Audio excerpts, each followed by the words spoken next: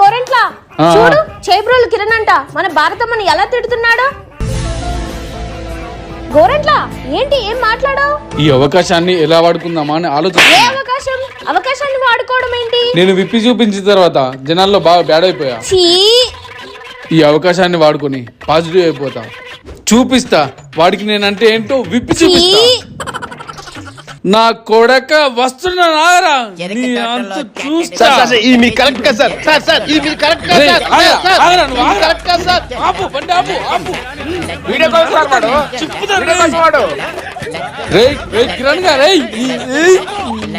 చూడండి వాడు ఎంత బాగా వస్తాడు. అయిపోయింది బతికి అయిపోయింది. చెక్కేస్తారులే ఈ రోజు.